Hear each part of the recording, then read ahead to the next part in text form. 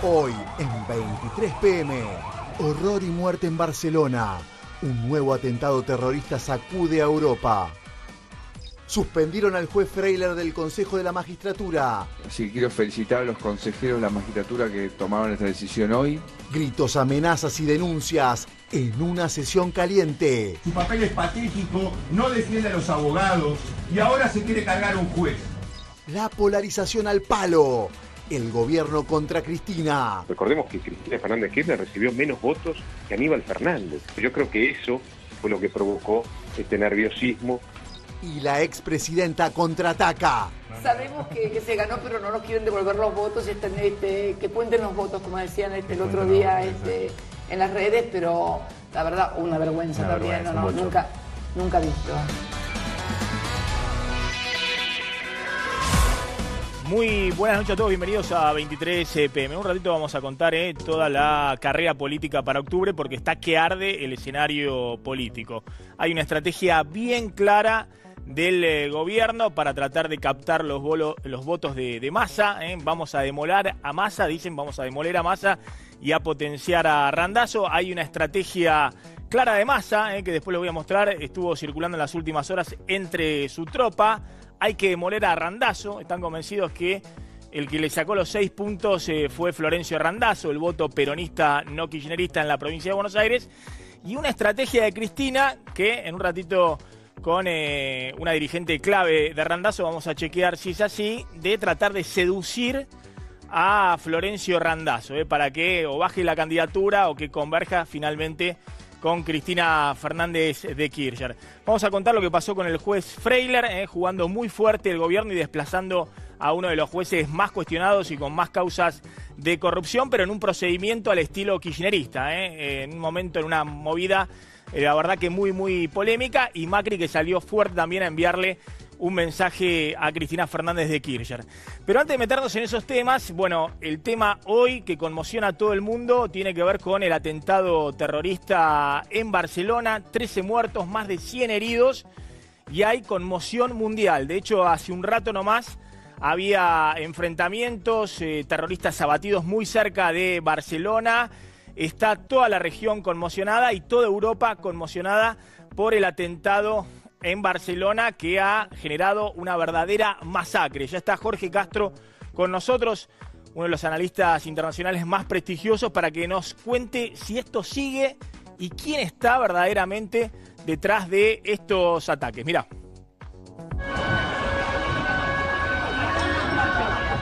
Ramblas altas, azules. Tenemos unos 20 heridos, algunos de gravedad. Están buscando una persona. Joder, tío.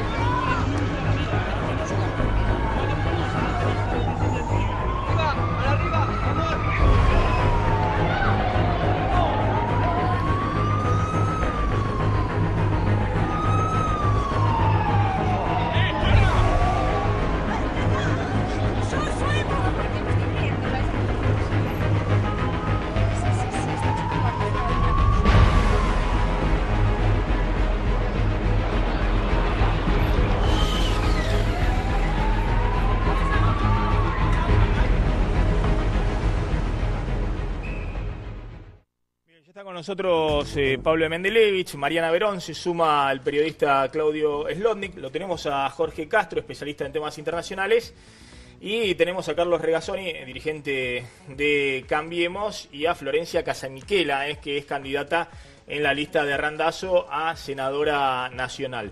A ver, Pablo, ¿qué se sabe a esta hora del atentado? 13 muertos, 100 heridos. Esta camioneta, esta furgoneta que se metió en una calle muy turística de Barcelona durante 300 metros y fue atropellando al que tenía enfrente. Más que una calle muy turística, yo te diría que la Rambla es el lugar turístico de Barcelona, ¿no? Es un lugar emblemático, es como una especie de bulevar, es una gran peatonal que tiene calle de autos a los costados. La camioneta entró por la Plaza Cataluña y recorrió alrededor de 500 metros atropellando gente, iba en zigzag. Algunos de los heridos y muertos se produjeron por el impacto de la camioneta y otros por la reacción de la gente, porque a las 5 de la tarde en la Rambla hay decenas de miles de personas. Cuando vos caminás no podés caminar por la Rambla, en general son todos de todo el mundo, ¿no? Es un lugar muy turístico. Entonces, algunos heridos se produjeron por el impacto de los propios tumultos que se producían a medida que la camioneta avanzaba. Una masacre. Entre ellos, este fue el caso de una argentina, porque hay 2 argentinos heridos. Una de ellas, una mujer que se llama Cristina, de 67 años, que tiene quebrado el fémur y la pelvis. Y después hay un joven que vive en Barcelona. Esta señora es turista argentina que estaba con su marido en Barcelona. Y después hay un joven que vive en Barcelona, un joven argentino que ya fue dado de alta, lo llevaron al hospital, ya fue dado de alta. Por suerte parece que ambos están fuera de peligro. Y bueno, y se conoce que hace una hora nomás hubo también un tiroteo entre la policía de Cataluña y este grupo terrorista que estaba ahí a 100 kilómetros, huyendo a 100 kilómetros de Barcelona. Claro, en la localidad de Cambrils, ya en la madrugada española, la policía local detectó a 5 terroristas, abatido a 4 de ellos, uno está a esta hora muy grave, y el dato es que estos terroristas tenían cinturones con explosivos, estaban atados, preparados ya para el ataque. Los identificaron y ahí se dio justamente un tiroteo donde 4 de ellos mueren en el momento y hay uno que en este instante está gravemente herido. No, una pesadilla. En este momento el portal del País de España está informando que bueno, toda la zona está bajo máxima alerta, que la policía pasa por las calles con los altavoces diciéndole a la gente que se quede en sus hogares, que no salgan. Bueno, hay verdaderamente conmoción. Yo justamente tengo a mis tías justo ahí en Barcelona, que son santiagueñas, justo se fueron de turismo a Barcelona, estaban recluidas en el hotel. Bueno, por suerte no habían salido del hotel y no pueden salir en este momento del hotel. Jorge Castro, bueno, el ISIS se atribuyó el ataque en un comunicado en la web. Ya había hecho algún anuncio previo. ¿Este es el típico atentado de lobos solitarios que responden al ISIS o es algo más organizado? Porque parece que hay toda una organización. Algunas cosas ya se saben de lo que ha ocurrido en Barcelona en el día de hoy. Ha sido la operación realizada por un grupo extremadamente organizado, coordinado desde afuera y desde adentro de España, con un plan de operaciones profundamente deliberado a lo largo de por lo menos varios meses. El momento que han elegido es el momento cúlmine de la sesión de España de turismo internacional. España es el segundo país de Europa que atrae más turismo internacional. En este momento en España hay entre 14 y 15 millones de turistas extranjeros y el epicentro del turismo internacional en España es Barcelona. Han elegido en el centro de Barcelona, han elegido precisamente el objetivo central de algo que tiene resonancia necesariamente mundial, porque gran parte de los afectados por este atentado son turistas extranjeros. Muertos y heridos son turistas extranjeros. Claro, lo que es impresionante, Jorge, es que se escuchaban las comunicaciones de la policía cuando llega al lugar. Y claro, lo primero que se sospecha, bueno, será un auto que se mandó y es un accidente. Es decir, la policía, ¿cómo puede ser que después de lo que ha ocurrido en Niza, de lo que ocurrió en distintas ciudades de Europa, bueno, decimos esta es la última y vuelve a suceder con la misma metodología, ¿no? Con esta arma de los autos o los camiones lanzándose sobre las multitudes. Así es. Si hay algo evidentemente muy difícil de prever es este tipo de ataques, donde se utiliza un arma como es un camión pesado o una camioneta en el día de hoy y se lo lanza contra la población civil en una zona densamente urbana y el resultado es esta catástrofe. Esto es muy difícil de prever. Lo que se tiene que quizá comprender es que esto es parte de una estrategia de largo plazo, donde la característica principal de ISIS o Estado Islámico no es solo que es una corriente terrorista, es una corriente terrorista que tiene además una base territorial, controla todavía partes significativas del territorio de Siria y de Irak. Esto es lo que le otorga su especial letalidad. En este territorio que todavía controlan, han participado en los últimos 3 años al menos 4.000 ciudadanos europeos que se han sumado a sus filas, se han entrenado allí, han participado del combate en las filas de ISIS y en gran parte ahora han vuelto a Europa. Algunos, muy posiblemente, han participado de este operativo Jorge, del día de hoy estaban en la mira obviamente Francia, Alemania, Inglaterra, los últimos atentados que vimos. España, un atentado islámico, fue el de Atocha en su momento. Era otro momento y era la época de Al-Qaeda. Era la época de Al-Qaeda. Esto no. Que no tenía nada que ver con esto, con ISIS. Es un nuevo terrorismo. ISIS es una escisión de Al-Qaeda. La característica de ISIS al escindirse de Al-Qaeda en el transcurso de la guerra civil en Siria fue que se convirtió en poder territorial, apostó al control del territorio. Esto es lo que le diferenció de la corriente Al-Qaeda, esto es aquella encabezada por Osama Bin Laden, que dirigió los ataques terroristas combinados contra Estados Unidos en el año 2001. Te hago la pregunta es obvia, ¿no? ¿Esto puede tener algún freno? Porque uno ve la reacción de todos los líderes mundiales, todos, bueno, mandaron obviamente su solidaridad, conmocionados por la noticia.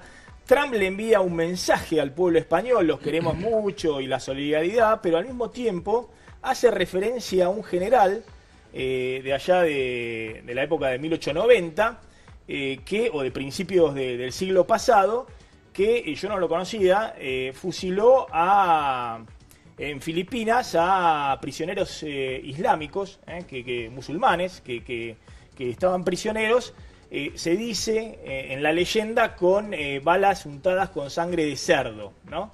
Y Trump envía este tuit, y en este momento en Estados Unidos, además del atentado de Barcelona, se está discutiendo si no es una provocación de Trump diciendo vamos a ir ojo por ojo con las mismas reglas del terrorismo islámico. Bueno, porque esto lo que hace es enardecer todavía más este terrorismo. Bueno, la imaginación del presidente Trump es notoriamente muy amplia, pero respecto a tu pregunta fundamental, que es, ¿hay alguna forma de prevenir esto? ¿Hay alguna forma de evitar esto? Esto se trata de una guerra, es un conflicto de nuevo tipo, es una guerra de tipo asimétrico en el que ISIS o Estado Islámico enfrenta a algunos de los países más consolidados desde el punto de vista estatal del mundo, que son los europeos. En este conflicto está utilizando un arma que afecta fundamentalmente al sector más débil de este sistema de poder tan extraordinariamente consolidado que es el de Europa. Y ese sector más débil es el que proviene de la población civil, utilizando como instrumentos de ataque elementos provenientes de las propias sociedades europeas. Hay que tomar en cuenta que el terrorismo ha cambiado de naturaleza. Esta vez cada vez más es un fenómeno de orden interno de los países europeos, no proveniente del exterior. Te pregunto, entonces, pero Trump provocando, ¿cómo se hace? Entonces hay que hacer, como dice Trump, matar hasta el último miembro del ISIS. No, me parece que no es uno de los estrategas más considerados del momento actual. Me parece que hay miembros del ISIS en todo el mundo, digamos. Hay gente que está muy mal psicológicamente, más allá del fanatismo islámico, y aparecen en todos lados. Hay una pregunta importante para hacerte, Jorge. Los atentados anteriores, de Londres, Berlín, Estocolmo, ya no me acuerdo, el de Niza, fundamentalmente, que hubo con el camión, es impresionante, 80 muertos. Más de 80 muertos. ¿Las células que lo hacían eran autónomas de fanáticos o eran orgánicas? En su mayor parte eran ciudadanos nacidos en Francia o nacidos en Europa. Acá se habla que son españoles. Provenientes, es decir, por lo menos 2 son españoles. Por lo menos con 1 o 2 generaciones de ciudadanos franceses o belgas en su momento. Esto tiene que ver con el hecho de que, sobre todo en Francia, hay una comunidad islámica árabe de unos 5 millones de personas, donde la juventud, situada sobre todo en los banlieues, en los suburbios del Gran París y de las grandes ciudades francesas, se encuentra totalmente desafecta, aislada, enfrentada a la sociedad civil francesa como tal. Y este es un terreno muy fértil de reclutamiento de ISIS o Estado Islámico. Los 230 muertos que ha tenido Francia en los últimos 2 años, incluyendo los 130 muertos en París, los autores de esos atentados en su totalidad eran jóvenes franceses nacidos en Francia con ciudadanía francesa en 1 o 2 generaciones. Donde se quemaron 9.000 vehículos aquella Exactamente, noche. En el 2005, los suburbios de París y Gran París, hubo una virtual insurrección encabezada por esta juventud de origen árabe, ciudadanos franceses nacidos en Francia, pero que están en una posición de total rechazo a la sociedad. ¿Cómo se desactiva? Insisto con este punto, Jorge, ¿cómo se desactiva? Porque parece que ahí en esta ciudad, ¿cómo se llama? Cambrils. En Cambrils, que es una ciudad también costera de España, al igual que Barcelona, bueno, parece que iban a perpetrar otro atentado y ahí las fuerzas de seguridad actuaron a tiempo. Se nota que estaban los servicios de inteligencia y pudieron detectarlo, pero lo de hoy no lo vieron venir en absoluto. Sí. Yo tiendo a pensar que este tipo de atentados es muy difícil, si es que es posible, desactivarlos o prevenirlos. Lo que sí se puede hacer en esta guerra de tipo asimétrico contra un poder terrorista que al mismo tiempo es un poder territorial, es derrotarlo en sus bastiones territoriales, sobre todo aquellos situados en el norte de Siria, en la ciudad de Raqqa, donde está el centro de poder de ISIS o Estado Islámico, y es esta condición de poder territorial la que le otorga su extraordinaria letalidad. En definitiva, esta es una guerra que se puede ganar, no es una serie de atentados que se trata de prevenir. Te voy a pedir ahora el informe para que se vea bien la trayectoria y cómo ha sido el atentado, porque es impactante, como vos lo contabas, Pablo, es espeluznante. Cómo se desarrolló durante 5 cuadras, fueron en zigzag, atropellando y masacrando a la gente. Jorge, ¿la Argentina queda aislada de estos ataques? Este es un fenómeno que se despliega fundamentalmente desde Medio Oriente, sobre todo la zona del levante árabe, entre los ríos Éufrates y Tigres, la antigua Siria y Irak, 2 estados desintegrados, y que se dirige primordialmente hacia los países europeos, sobre todo Europa Occidental, aunque dentro de los países europeos que ataca ISIS o Estado Islámico hay que considerar también a Turquía. El epicentro de los ataques en Europa Occidental de ISIS o Estado Islámico es Francia. Francia porque es el terreno más fácil de reclutamiento de los operativos terroristas con los operadores surgidos de las propias filas de la sociedad francesa. Hubo en Australia un atentado frustrado, ¿no? Sí, ha habido en varias partes del mundo, pero la ofensiva que está llevando a cabo ISIS o Estado Islámico se despliega en los países europeos, y el objetivo son los países europeos de Europa Occidental, sobre todo Francia. Hay un aspecto social que recién lo comentaba con usted, que probablemente lo diga mejor, que es, se ha visto que los jóvenes entre los cuales se reclutan este tipo de personas tienen unas diferencias sociales con el promedio de la sociedad francesa que es espeluznante en términos de compleción del nivel educativo, económico. No es un problema religioso, no es un problema religioso. Acá no hay una escuela doctrinaria islámica. Pero Jorge, si molan diciendo... Pero es la excusa para una protesta. Mueran los infieles, vivan parte, solo los infieles. En su mayor parte los cuadros de ISIS o Estados Islámicos en Europa Occidental, especialmente en Francia, en Bélgica, no saben hablar árabe, no conocen nada de la fe islámica. Lo que utilizan a ISIS o Estado Islámico es como un instrumento para rechazar y actuar en contra de una sociedad a la que repudian. A ver, escuchá el audio de la policía cuando llega al lugar, como estaba desconcertada ante la situación. Forma de arrollamiento en Ramblas Altas. El autor es un individuo de 1,70 m con una camisa de color blanco y rayas azules. Tenemos unos 20 heridos, algunos de gravedad. Bueno, 20 heridos, después se comprobó que eran más de 100 heridos, 13 muertos, bueno... 13 muertos por ahora, lamentablemente. Se hablaba de algunos sospechosos con la camisa de muchos heridos están muy graves, lamentablemente. Sí, sí. Ahora, el problema social me parece que es crítico, porque en Estados Unidos los ataques que han habido que no tienen nada que ver con ISIS, también había una vinculación entre los que lo perpetraban y fenómenos de exclusión social y de marginación. Claro, pero en el caso de Europa Occidental, estos problemas de exclusión social tienen una importancia fundamental. Le otorgan a esta guerra de carácter asimétrico ciertas características de guerra civil, porque los cuadros que actúan dentro de las filas de ISIS, de Estado Islámico, en este operativo fundamental que se lleva a cabo en los últimos 2 años, son jóvenes nacidos en cada uno de estos países europeos y que por lo tanto utilizan a ISIS o Estado Islámico como un instrumento de rechazo y de acciones en favor de ese rechazo de la sociedad civil a la que pertenecen. Jorge, gracias por haber venido esta noche a 23 PM. Mirá lo que sucedió hoy en el Consejo de la Magistratura. Fue finalmente suspendido Eduardo Freyler, el camarista más cuestionado por causas de enriquecimiento ilícito y corrupción. El juez federal protegido del kirchnerismo, Eduardo Freyler, quedó suspendido del Consejo de la Magistratura y se desató la polémica. Su papel es patético, no defiende a los abogados y ahora se quiere cargar un juez. Usted va a tener graves consecuencias, Presidenta, de seguir adelante. Usted vino acá para representar a los abogados, no para representar a Mauricio Macri ni a Daniel Angelici. ¿Qué es lo que está haciendo ahora? Para mí, la suspensión del juez Freiler es un paso adelante enorme hacia la Argentina de la seriedad. Así que quiero felicitar a los consejeros de la magistratura que tomaron esta decisión hoy.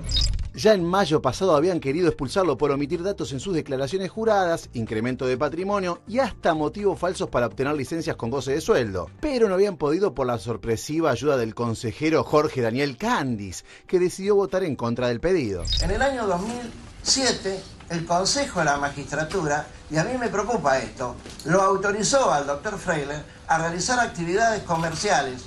Por lo tanto, yo en estas condiciones mi voto va a ser negativo a este tema, nada más, gracias. Pero ahora, con la salida de la magistratura del kirchnerista Ruperto Godoy y a la espera del juramento de su reemplazante, Mario País, el oficialismo logró los votos necesarios para aprobar el jury a Eduardo Freiler, cosa que provocó un gran enojo en el kirchnerismo. Llévenle la cabeza de Esperanza, la nación, la nata, cobardes. Habrá que ver cómo continúa esta historia. ¿Seguirá dando de qué hablar o se dará por tema cerrado? El tema está cerrado, el caso está cerrado, el caso está cerrado. Easy, avisar a la nata. Bueno, ahí estaba uno de los diputados, ¿no? del Rodolfo Tailade, sí, representante del kirchnerismo en el Consejo de la Magistratura. Exactamente, defendiendo al juez Eduardo Freiler. Sí, en realidad lo que cuestionaban era la maniobra política que se había generado. Lo que pasó concretamente es que se consiguen los 8 votos, es decir, los 2/3, necesitaban 9 porque son 13 los integrantes del Consejo de la Magistratura, pero faltaba uno que era casualmente que estaba por tomar juramento en la Corte Suprema, en el edificio de la Corte, muy cerquita donde está el edificio, la sede del Consejo de la Magistratura, que era Mario País, senador por el peronismo, que iba a reemplazar a Ruperto Godoy, corrido también por una situación, bueno, que también seguramente lo tiene que definir la Corte Suprema. Lo habían citado a las 9 de la mañana para tomarle juramento. En el Consejo de la Magistratura, la audiencia para hoy estaba prevista para las 10 de la mañana. En el medio, en el kirchnerismo denuncian que casi que lo retuvieron a el senador que tenía que jurar para que se pudiese votar entonces con un voto menos. Enterado de esta situación, Ruperto Godoy, que era el echado, que estaba acompañando al senador que tenía que jurar, sale corriendo, se va para el Consejo de la Magistratura, intenta ingresar, intenta votar, no lo dejan porque ya había una sentencia en su contra que lo habían echado, y entonces consigue el oficialismo los 8 votos, los 2/3, para poder suspender e iniciarle el juicio político al camarista Freiler, que entre otras cuestiones ha tenido, por ejemplo, ha ratificado el procesamiento en su momento de Mauricio Macri por la causa de las escuchas. Bueno, acá hay dos temas, ¿no? Freiler es como Yarvide, pero más prolijo. Digamos, ¿coincidimos en eso? No sé si tan prolijo, porque mira, las causas tiene 5 causas: mal desempeño por omitir datos en por su el caso de declaración enriquecimiento ilícito, por la mansión, por los autos, por todo lo que se investiga en el caso de Freiler. Freiler es un juez que es indefendible. Pero, bueno, el gobierno hoy apeló... El problema es que el gobierno actuó como el kirchnerismo. Hoy apeló a una Freiler maniobra... es igual a Ollarvide. La diferencia entre Freiler y Ollarvide es que Freiler tiene una mansión en la esquina de Olivos, tiene caballo de carrera, auto de colección, y no lleva eso a cuestas. En cambio, Ollarvide llevaba su anillo de $250.000 a todos lados y andaba con eso encima. Entonces se le notaba donde fuera que era lo que era Ollarvide. Sí, pero los patrones de conducta de los dos jueces son más o menos parecidos. Sí, Mira, las causas son omitir datos de su declaración jurada, presunto enriquecimiento ilícito porque sus ingresos no condicen con su patrimonio. Se habla de hasta 17 millones entre el 2012 y el 2016, que no se puede justificar de ninguna manera, ni con el blanco, ni con el negro, ni con nada. Una deuda impositiva, además, que tampoco pagó. Licencias que se tomó como juez sin justificar y ausencias también en momentos importantes cuando no había pedido licencia, tampoco sin justificar. O sea, son muy parecidos con Ollarvide y es muy parecido lo que hizo el macrismo hoy con lo que la pregunta hacía el es si el kirchnerismo en fin poder. justifica los medios o si simplemente el gobierno debería dejar expuesto que Freiler hoy está abrazado al kirchnerismo, digamos, que lo banca el kirchnerismo, así como no se pudo en su momento porque el peronismo lo bancaba a Ollarvide, nadie pudo echar hasta el día que se jubiló a Ollarvide. Si el gobierno debió simplemente dejar testimonio de que el kirchnerismo ahora lo toma como un abanderado a Freiler, un juez que está muy sospechado de corrupción, o si tenía que usar esta manganeta de que mientras estaba el otro jurando y faltaba un integrante del Consejo de Magistratura, le votamos y lo echamos a Freyler. No, el procedimiento fue completamente lícito, legal y legítimo para terminar con una situación que lleva adelante el kirchnerismo, que es inadmisible. Está protegiendo a aquellos que le hacen un daño enorme a la calidad institucional de la Argentina. Protegen a un juez muy sospechado por lo menos, con lo cual amerita ser investigado. Han protegido a Devido, también muy sospechado y que ameritaba ser investigado. Se han opuesto a la cuestión del voto electrónico, que también es un beneficio para la sociedad. Es decir, yo creo que ellos es como que el kirchnerismo no tuviese límites. Aparte se hace mucho daño a ellos, porque la sociedad íntegra ha decidido cambiar estas cosas. Y no se puede abrir un juicio sobre alguien, o sea, uno no puede dictar una sentencia sobre quién es o no tal persona, si el juez o el ministro Devido. Pero lo que sí, la sociedad, me parece que la gente merece saber. Pero Regazzoni, ¿no le parece que debería haber estado o País o el anterior o Godoy, debería haber estado el representante? Imagínese si le pasara a usted esa situación.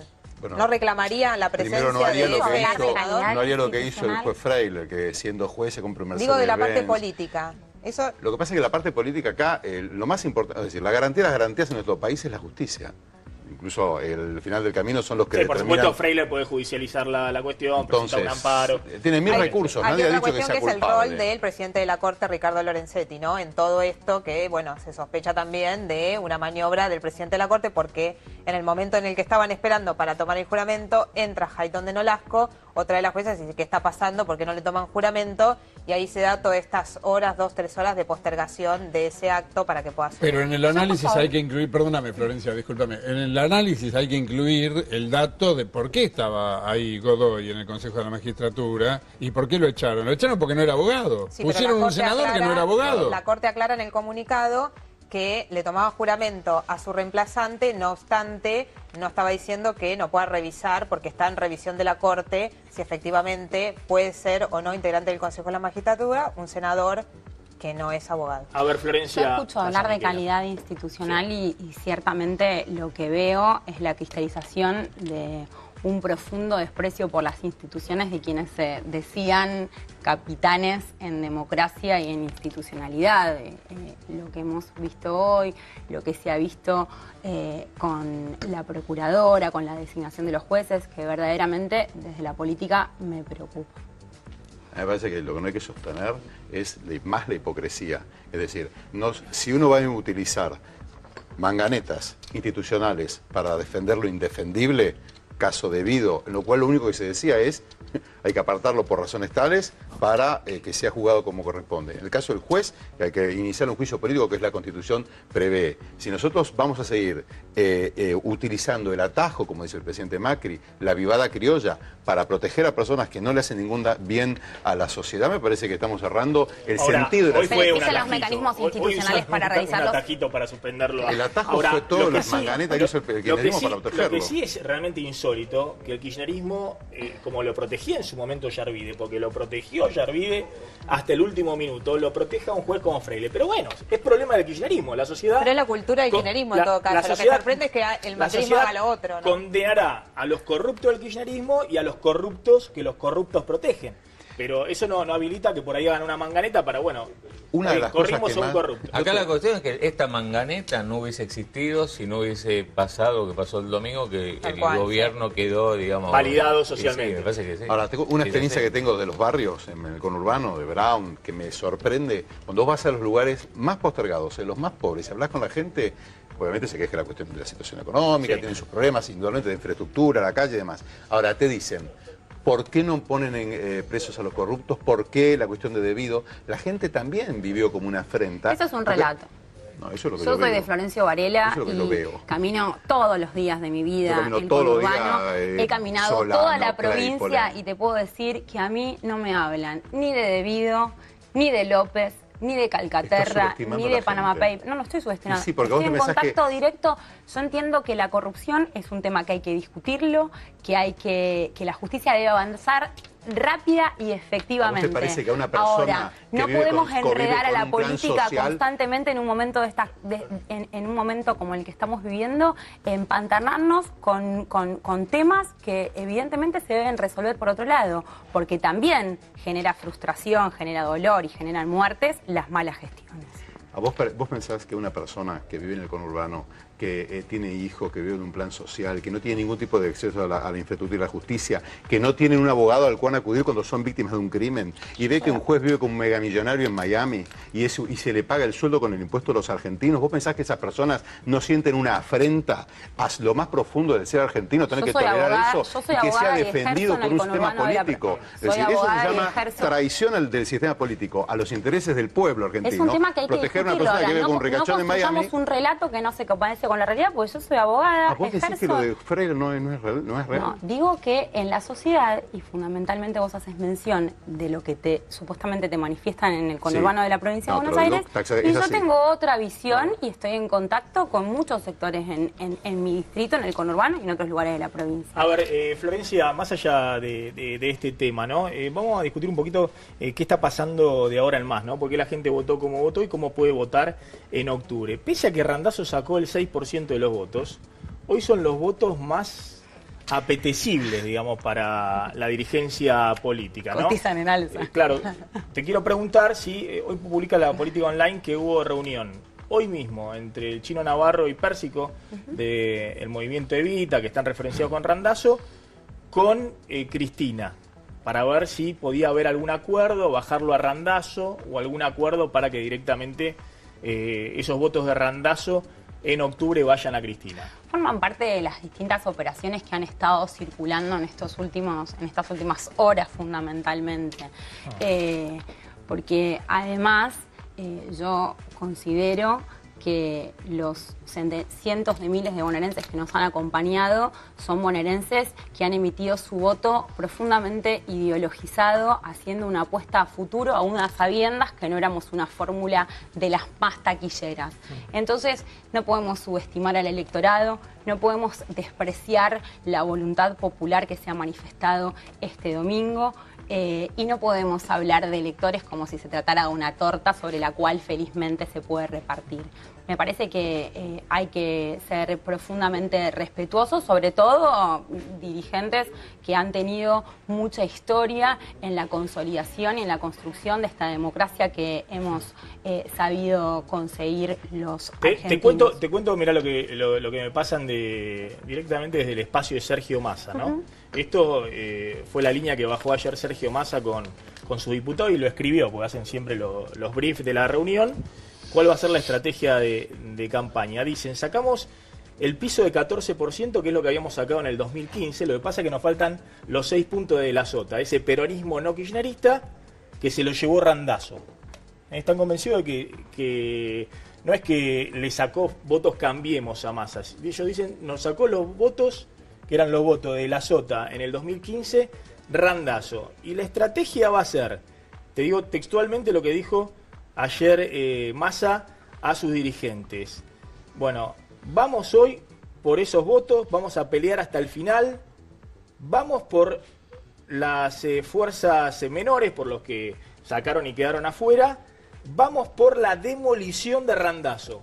Yo no sé quién te Esto habrá dicho pasado. ayer por Massa a su dirigente. Vamos por la demolición de Se le va a Randazzo. dificultar un poco con Margarita Stolbizer al lado conseguir ese voto peronista y Bueno, además eso sí. por fuera del Partido Justicialista. Yo creo que Massa debería haber hecho esta reflexión antes de consolidar esa fórmula que anunció con bombos y platillos y que se le empezó a desmembrar 24 horas antes del cierre de lista cuando no se ponían de acuerdo por 1 o 2 diputados. Y entonces me parece que la sociedad necesita dirigentes creíbles y que ofrezcan previsibilidad. Si hay algo que Massa hoy no puede ofrecer a los argentinos y sustancialmente a los bonaerenses es previsibilidad, porque ha tenido actitudes profundamente camaleónicas en los últimos años.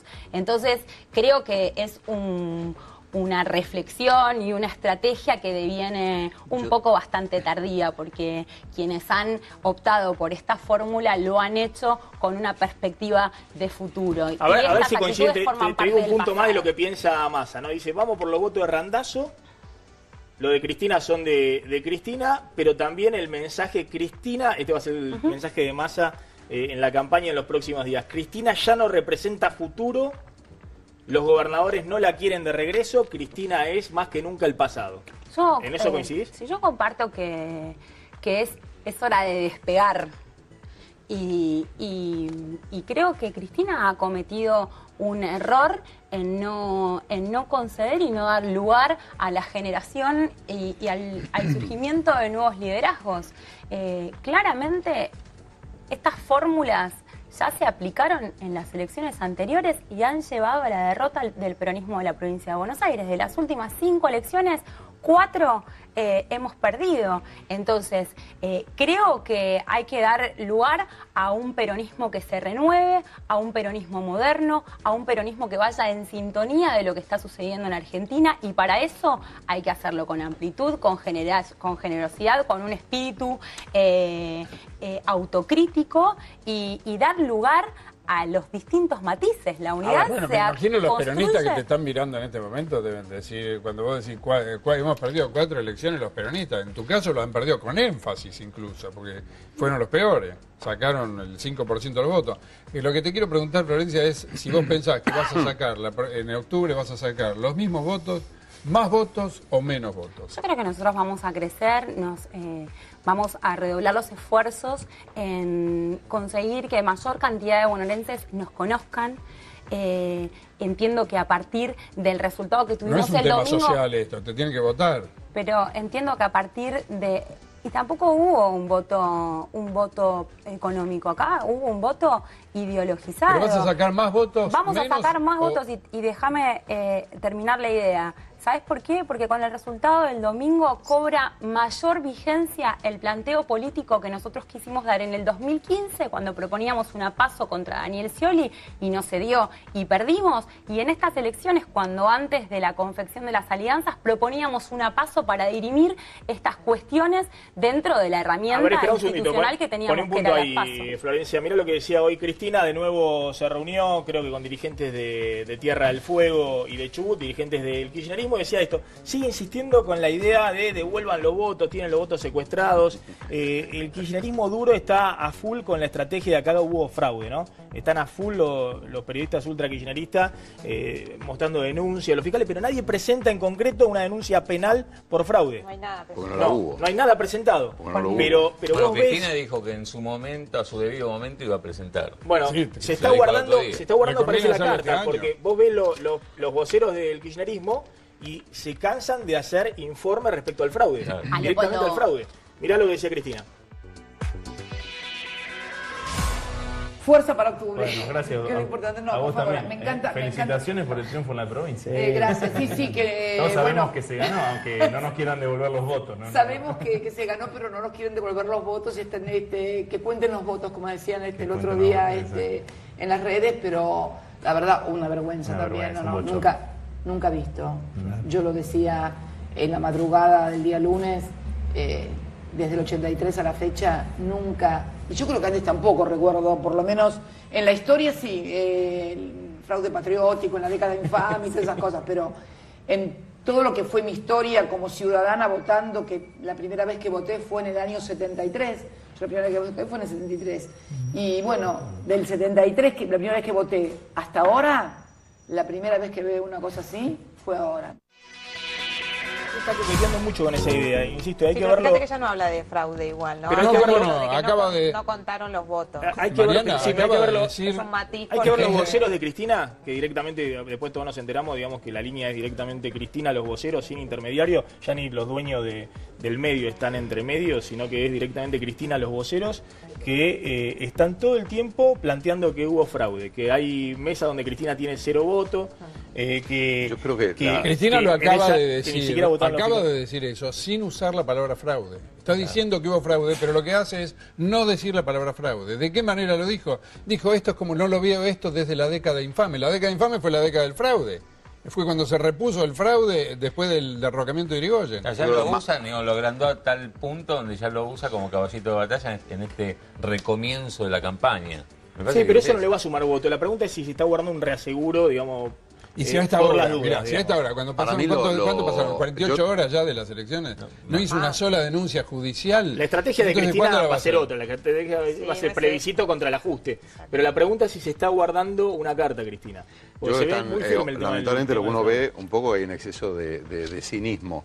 Yo rescato lo que Casamiquela decía recién del respeto que hay que tener al votante, y es así, tiene razón, y creo que es la manera en la cual, y también los candidatos merecen su respeto porque representan a mucha gente, y si uno empieza a hablar mal del candidato, de alguna manera le falta el respeto a sus votantes, ¿no? Con lo cual no hay que hacerlo.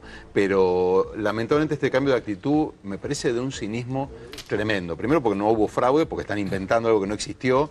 Se mostraron las curvas de evolución del conteo 20 veces, no hay ninguna duda de que ocurrió lo mismo que ocurre todos los años, por un sistema que nosotros queremos cambiar, que el presidente de la Nación lo dijo desde cuando era candidato a presidente, el presidente Macri, que queríamos cambiar el sistema de elecciones y que ellos mismos lo bloquearon. Y ahora cínicamente dicen que el sistema funciona bien, cuando quienes hacemos campaña en el conurbano sabemos que el sistema es malísimo. Ahora, yo se decía... hace fraude, hay instancias de fraude en las urnas, en las cuales se vuelcan, se cambian los votos, lo vimos con un video de un fiscal que no es un caso aislado, se hace fraude. No, pero está bien, está bien. No, pero ese gran problema. Hasta que no hagan una denuncia formal. Han habido Hay decenas un dato de la denuncias. realidad, y es que todas las elecciones queda un porcentaje que versa entre el 4 y el 6% En el escrutinio definitivo. en el escrutinio provisorio, que no se puede realizar por diferentes circunstancias. Una, por los errores insalvables que a veces se consignan en las actas, que esto sucede mucho.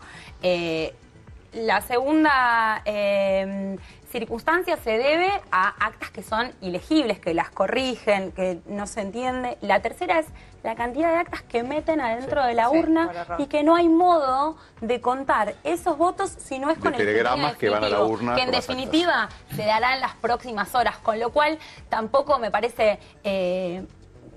empantanar. Hoy una alumna mía de la Universidad Nacional Arturo Jaureche me decía, profe, ¿será que mi voto no lo han contado?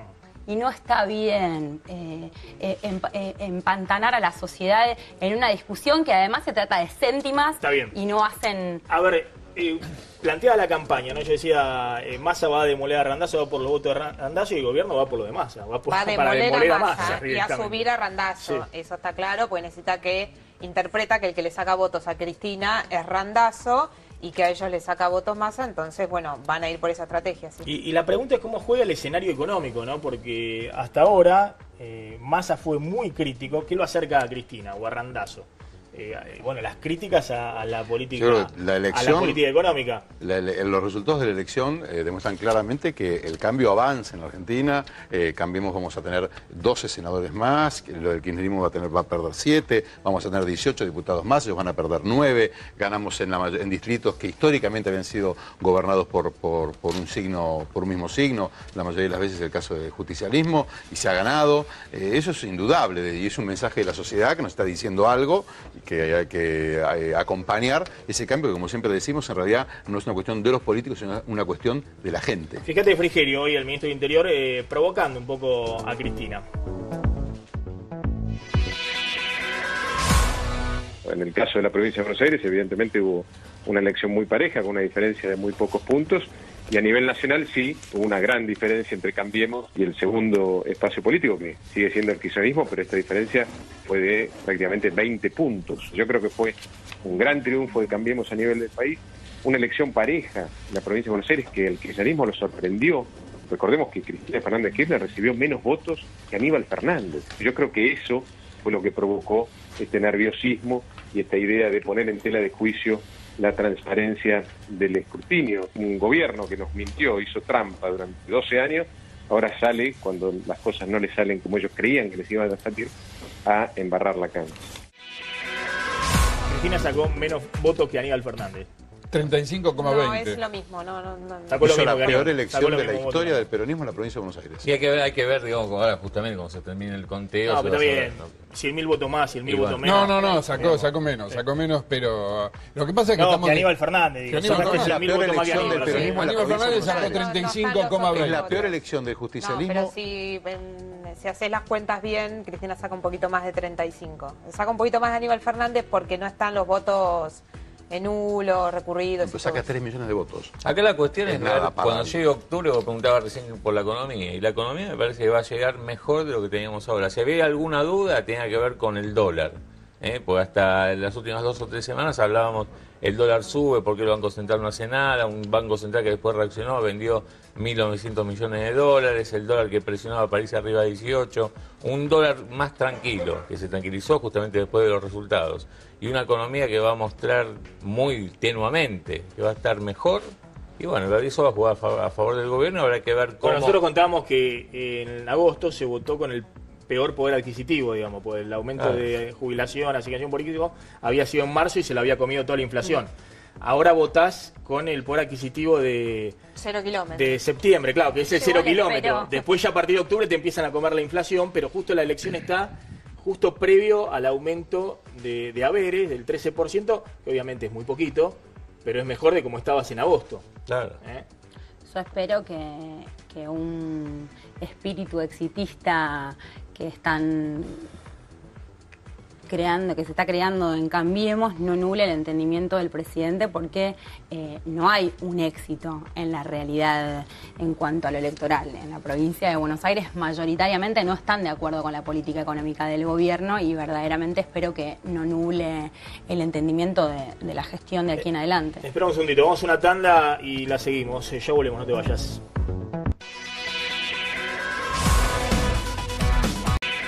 Seguimos en 23 PM. Bueno, hoy hizo mucho ruido las declaraciones de Miguel Ángel Pichetto, ¿no? El jefe de la bancada del Frente para la Victoria en el Senado, que dijo textualmente: si la señora, Pichetto la llama la señora, la señora esto, la señora... En buenos términos, ¿no? La señora. No tanto, las últimas veces que la atendí, querida, ¿qué necesitas? Así, directamente, bueno, no me llames para retarme, llámame cuando quiera, la última vez que hablaron. Si la señora no hubiera dividido, no debido, sino dividido al ejército, hoy tendríamos 40 puntos. El ejército es el peronismo. Claro, el peronismo. Qué linda forma de llamar al peronismo. Le atribuye, bueno, Pero... el discurso un poco de Randazzo. Yo comparto esto que dice Pichetto. Fijémonos en lo que pasó en la provincia de Santa Fe, en la ciudad autónoma de Buenos Aires. Las PASO era el instrumento para dirimir estas diferencias que teníamos. Es la mejor herramienta para democratizar a los partidos políticos. Ahora, para llevar adelante este objetivo que se está mencionando, hay que abandonar una lógica y una práctica política concebida a partir del autoritarismo, concebida a partir de la imposibilidad de dirimir distintos matices sobre la construcción hacia futuro y fundamentalmente respetando las representatividades de la provincia más importante. Ahora, uno cuando lee lo que le pasa a ustedes de ahora, ¿no? Porque nacionales, hay una presión fuerte para que se baje de Randazzo. Supongamos que Randazzo se baja. No se puede bajar. No se puede bajar, obviamente, porque tiene enganchado, además de la lista de diputados, tiene también concejales. Ya no se puede bajar nadie. No se puede. Pero la población también castiga, digamos, estas actitudes de cúpula, de decir, bueno, me bajo y acuerdo con Cristina. Y por ahí se te van todos los votos a Massa. O se van a otro lado, o una parte se van a Massa y otra parte se van a Cambiemos. ¿Se acuerdan cuando le decían a Massa que se baje para acordar con Cambiemos, porque si no era la única forma de ganarle al... Pero vos, Florencia, decís que lo que te decía Maxi al principio del programa, que se reunieron, hay versiones de reuniones para esto que está diciendo Maxi. Y vos decís que es una operación, son todas operaciones. Sí, operaciones, pero 5 minutos antes del cierre de lista, Randazzo se fue al departamento de Recoleta de Cristina a negociar no se sabe qué cosa. Randazzo ese día, con toda claridad, le dijo, vas a perder contra Gladys ¿Para qué fue González. ¿Para qué fue en ese momento a negociar? Porque nosotros, a negociar no. Florencio Randazzo en esa conversación... Le dijo, ¿querés la interna? Hagamos la interna. Le planteó ir a las PASO, tal cual lo manifestó públicamente. Anticipó a un escenario que un mes y medio después se dio tal cual. Bueno, no fue con Gladys, fue con Burrich y con... En realidad, Cristina le ofrece la candidatura a primer diputado o acompañarlo en lugar de Tayana. Es un ofrecimiento concebido en un departamento de Recoleta y a partir de la imposición de una política con la cual nosotros, en ese momento un gran puñado de dirigentes y hoy 500.000 de bonaerenses no comparten y no convalidan. Y nosotros decidimos en ese momento ofrecerle a la provincia, a los electores de la provincia de Buenos Aires, transmitirles con toda claridad que existe una opción de futuro, que el peronismo tiene la posibilidad de renovarse, que tiene la posibilidad de modernizarse, y es lo que vamos a hacer de aquí en adelante. Muchas posibilidades no tiene, mientras Cristina sigue estando en el escenario. Vos sabés, Claudio, que uno percibe, ¿no? Fíjate cómo también se está moviendo la economía y demás, que obviamente octubre va a ser importante para el gobierno revalidar la elección. Obviamente si crece un poco, para el gobierno todavía mejor. Pero esto de la provincia de Buenos Aires, aún el gobierno perdiendo 1 punto, 2 en la provincia de Buenos Aires, si Cristina saca 10 puntos de diferencia frente a Cambiemos, es otro escenario totalmente distinto. Pero hoy no se está discutiendo en los círculos económicos si Cristina gana o pierde la provincia de Buenos Aires por 1 punto. Digamos, desde el punto de vista de la gobernabilidad para el gobierno, desde el punto de vista de la proyección de lo que quiere para la economía y demás, no sería... sería preocupante para el gobierno ese escenario. Sí sería muy preocupante para el peronismo, para Cristina, para toda la movida de lo que estamos hablando, ¿no? Maxi, los reportes que salen desde los bancos de Wall Street ponen la lupa en Macri. O sea, les interesa si Macri va a hacer lo que prometió, digamos, las reformas estructurales, la reforma impositiva, el arreglo con los gobernadores, si él va a cumplir la reducción del déficit fiscal para el 2018. Ya nadie está hablando de si Cristina va a ponerle, digamos, tiene el poder para hacerle un tackle en octubre a... No, lo que voy es que si Cristina gana por 1 punto, hacen la cuenta y dicen, bueno, a ver, ¿cuánto da esto a nivel nacional? ¿Da 22 puntos, 21 puntos a nivel nacional? Del otro lado está el peronismo, que supuestamente va a negociar con el gobierno hasta el 2019. Y bueno, siga. Discutiremos el 2019, a ver si Cristina tiene fuerza, no tiene fuerza y demás, pero hoy no se ve que Cristina tenga fuerza. Cristina va a ganar por 1 punto. No estamos hablando del escrutinio ahora, profesor. Estamos hablando de octubre. Incluso hay una buena noticia. Hoy ganó Cristina, vieron que hoy ganó Cristina. Y hay que hablar de... Estamos hablando de octubre, la que vale. Si Cristina gana en octubre. Claro, y además lo que ven los inversores es que tampoco hay un liderazgo en el peronismo que pueda hacer renacer a ese espacio político opositor, ¿no? Que con este escenario hay Macri para rato. Sí, ahora si Cristina gana por 1 punto en octubre, sí, Massa, Randazzo, Urtubey van a estar muy complicados. Eso sí. Muy complicados. Pero hoy hay una noticia muy buena para Cristina hoy. Un punto no genera la posibilidad de perforar un techo necesario para volver a conducir al peronismo en un proyecto de mayoría que sea la expresión de los trabajadores, de los desempleados, del movimiento obrero, de los movimientos sociales. Gracias, Florencia. Mañana muy temprano se levanta para hacer la campaña. Sigue la campaña de Florencio Randazzo. Regazzoni, gracias. Mendelevich, ¿qué te quedó? A ver. No, me quedó esto. El triunfo de Cristina, se supo hoy que tuvo un triunfo muy importante. Ganó 2.993 a 292. ¿En dónde? En las cárceles. Bueno. La votaron casi todos los delincuentes. No, bueno, no. Son procesados no condenados. Son procesados no condenados que son los que pueden Los condenados votar. no pueden votar. Exactamente. Gracias a todos. Gracias, Regazzoni. Nos reencontramos el lunes, como siempre, a las 11 de la noche con 23 p.m. Chau, pásenla bien.